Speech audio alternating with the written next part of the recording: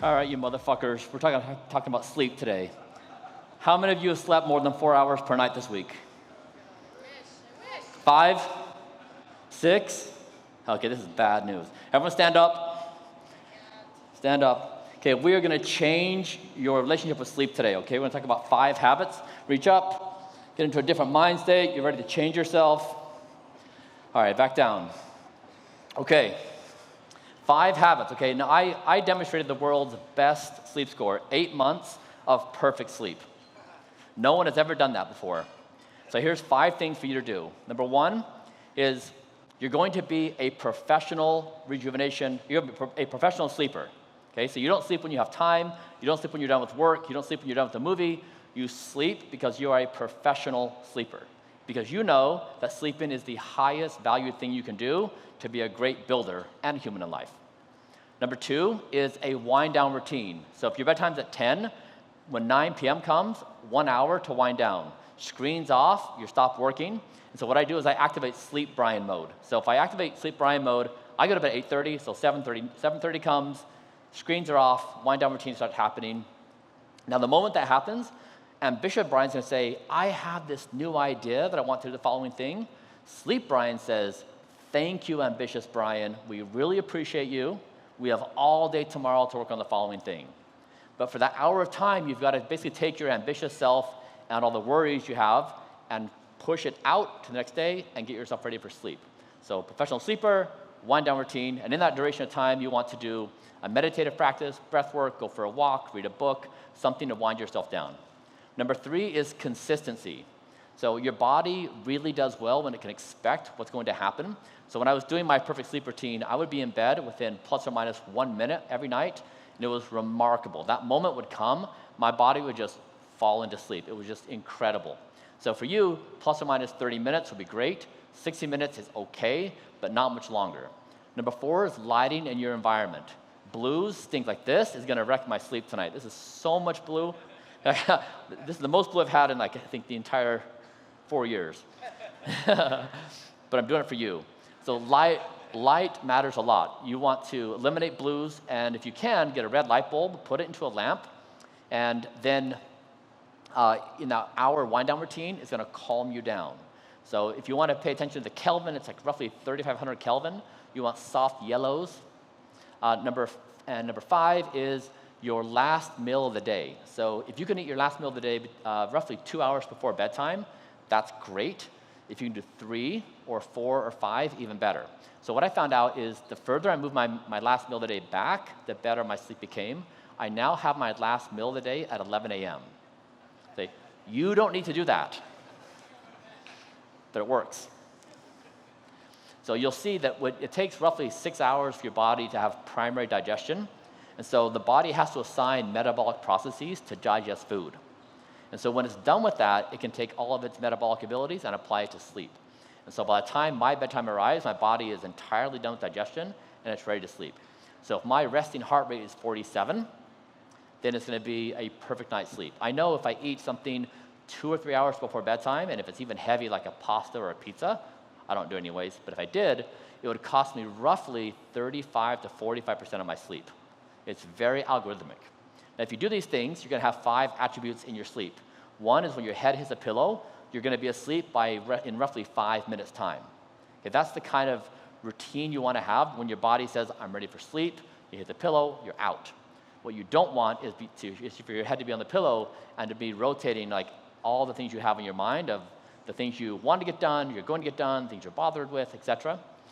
2 is you're going to be up in the night less than 30 minutes. You'll have roughly 2 hours of REM and roughly 2 hours of deep sleep. Those are the metrics you want. Now, who here is a founder that doesn't believe what I'm saying, that is not going to do the sleep routine? Raise your hand if you're not going to do it. Why? I think it's very hard. We have meetings across different time zones. Yeah, he says it's very hard. Okay, I agree. I understand the situation. It is very hard. There is a myth that somehow you're a better founder if you sleep less.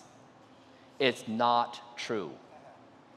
Less sleep makes you a lesser person. Yes. And you guys play this silly fucking game, holding each other to ridiculous standards of not sleeping. You tell stories about people who work all night or do whatever their thing. They're amazing. They can only survive on 3 hours of sleep. That's not true. Okay? My speed of aging is 0.64. That means I celebrate my birthday every 19 months. Okay? You guys have a birthday every 4 months. Crypto accelerates aging. Is this not true? Yeah, it's brutal. So we humans want to be part of a tribe. We want to belong. We want to participate in the social activities of life. So when we do it together, we relieve the pressure of FOMO. We want to be involved. So as a community, if we can say we value sleep, so much better. So can I get a raise of hands? Who's in on this? Yes. Yes. I hope you guys feel it. I hope you feel that there's permission to get 8 hours of sleep, and you don't need to feel shame by getting it. Great. Thank you.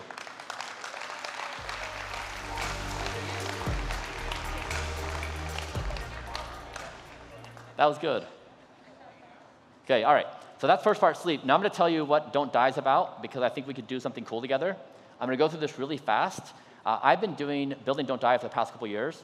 Normally, this takes 2.5 hours to get a group of people together and sit down and walk through the entire thing. We're going to do it in 7 minutes. That means it's going to leave you with a whole bunch of questions, and you're going to not agree with any of it. But that's okay, because the seed is going to be planted. Okay? Here we go. All right. So most people think my endeavor is about boners. It's true. Actually, you know what? So this is relevant. If you have, okay, so when I did the boner thing, my nighttime erections are the length of Titanic. 3 hours and 8 minutes per night. That is better than the average 18-year-old. And thank you. Thank you so much, everyone. Did you know? So many of my friends messaged me, and they're like, wait a second, I'm not having any boners at night. What does that mean? They're not sleeping. When you don't sleep, you don't have boners. And guess what? When you don't have boners at night, you're 70% more likely to die early. It's a really big deal. And women, you too. Women, you have the same number of erections as men do every night. They're just harder to measure because it's harder to the penis is much more accessible. We got sidetracked. So anyways, sleep has a direct correlation with nighttime boners, and that is a significant biomarker for your health and wellness. All right, so what Don't Die is really about is it's this idea that the most important thing happening on planet Earth right now is we're developing AI. And whether you're bullish or bearish, it's pretty fast. In fact, it may be faster than we can really understand. It may change reality more than we can imagine. Like big deal. Probably the most important thing on planet Earth that's going on right now. And so there's a big question, what do we do? And you look out through the world, and everyone's got an idea on what to do. Like China's doing their thing, US doing their thing, within China companies doing different things. The California legislature wants to regulate it, but as a species, we kind of have 8 billion different ideas on what to do with AI. Sometimes we're scared, sometimes we're happy, but basically it's like state of affairs. And my hypothesis is no existing framework of human thought is equal to this moment. Not democracy, not capitalism, not socialism, not Christianity, not Islam, not wokeism, nothing. Nothing in existence actually addresses what we do as a species. Don't Die, I would propose, is the only framework in existence that is actually equal to this moment. And so it's don't die individually, don't kill each other, don't kill the planet, align AI with Don't Die. It's this observation that Don't Die is the most played game by every human on this planet every second of every day. It is your 0th order priority every single moment. Now, when you're not dead, you do crypto stuff, right? But otherwise, it's your metabolic priority to do it. Now, that's true across all the biomass on planet Earth, animals and plants, etc. It is the preeminent game of alignment that we don't want to die. Okay, so if you think about this from a much bigger context, so through the swath of humanity, what are the big ideas that have come about? Buddha was hey, life kind of sucks. We should probably detach ourselves. Muhammad is we should submit to God. Jesus is I'm the son of God. Adam Smith was like, hey, there's this invisible hand, there's markets. The Americans was like, hey, we the people are going to solve this. But like these really big chunks of ideological understanding that drive our existence. And so the proposal here is that in this moment as a species, ideologies rise that are equal to the moment in technological abilities. That Don't Die is a system of politics, economics, morals, ethics, social, everything. And so like, for example, smoking a cigarette costs you 11 minutes of life. You can do the same math that a fast food meal is also 11 minutes of life. Burger, shake, and fries. So it's a number. It's 11 minutes. That means the ideology is reducible in a computational form. And this is why I'm here to talk to you guys, is the ideologies we have today, like democracy and others, they're not reducible to math. They're not reducible to computation. They exist in the abstraction with language. Don't Die is a mathematical reducible construct. It plays very well with the blockchain. In fact, if we say that the future of language is actually math, and it's everything you're building, we should say, is there an ideology in existence that actually is suitable to work in politics and economics and morals and social, morality and ethics? And so that's what I've been doing for the past 3 years. I've been trying to become the most don't die person in human history. And so we measured every organ of my body, every single one, liver, pancreas, heart, brain. We took the biological age. By the way, my left ear is 64. So my heart is 37. My left ear is 64. My diaphragm is 18. So my whole body, you heard about my erections, right? Like less than 18. But like the body has, all your 70 organs have different ages. And then we took all the best science, we applied the science to my body, and then we tried to say, can we slow down my speed of aging, and can we reverse the aging damage? But you can reduce the entire thing into numbers, which is so beautiful. Then we repeat the process again and again and again. And so as a system of intelligence, you can take all my biology and reduce it to this numerical system. You can then bridge it to other things too. You can do the same thing for coral reef. You say, when coral reef dies, it creates a different marine environment, which means the marine environment dies, and et cetera. You can apply a die score of what happens when coral reef dies. Or you can say, what happens when a certain level of microplastics are in the food and water we eat and drink? What does that mean? Or a politician could say, my district or my country is the most don't die country in the entire world. So these concepts bridge very naturally from daily habits of health and wellness to political systems, economic systems. In fact, it is the natural progression of economics where you say the world is kind of broken out into two different markets, die and don't die. So alcohol and cigarettes are die. Smoke detectors, seat belts, building codes, crosswalks, that's don't die. The don't die economy is potentially growing a lot faster than the die economy. So money supports this. All right, so what we're doing tangibly, and this is the bridge to how we can work together, is we started a Don't Die app. It's in alpha mode. I'll give you a QR code. We're trying to socialize this idea of numerically. So, okay, quick tangent. I came up with Don't Die when I did a thought experiment. I imagined being present in the 25th century. And you're there among them, and they're communicating in whatever way they exist, and they're saying, can you believe how extraordinary existence is? Like, we are expanding throughout the stars. We exist in 10 dimensions. Like, it's just this unreal existence.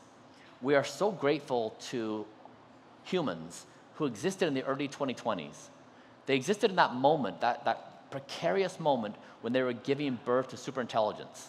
Like, and they could have fucked it up. They could have just destroyed everything. But you know what? They actually punched through and they made it happen. What did we do in that moment that allowed intelligence to thrive in this part of the galaxy? I think what they'd say is they had the wisdom to say, we're transitioning from death being inevitable to having some unknown horizon of being able to extend our lives into something more magnificent than we can imagine, that we saw this moment. It's like the Schopenhauer quote, talent is the ability to hit the target no one else can. Genius hits the target no one can see. What is the genius move for us as a species? I think it's seeing that we are transitioning death inevitable to some unknown horizon. And what do you do? you align all of intelligence on the single thing we can agree upon, is we don't want to die right now. So I want to build with you guys. There's a way to build a lot of incentives around this through all systems of society. We're going to expose the don't die score. So every day you can track, in the very beginning, very basic, like sleep and exercise and motion. We can add other things like biomarkers, speed of aging, MRI imaging, a whole bunch of other stuff. But we can basically build this throughout the world and hopefully be the power check on all things. The goal is that 1 billion of us are going to be self-identified or don't die by 2027. We will be in every organization in the world because we think this moment is special. Thanks, everyone. Oh, and go to bed.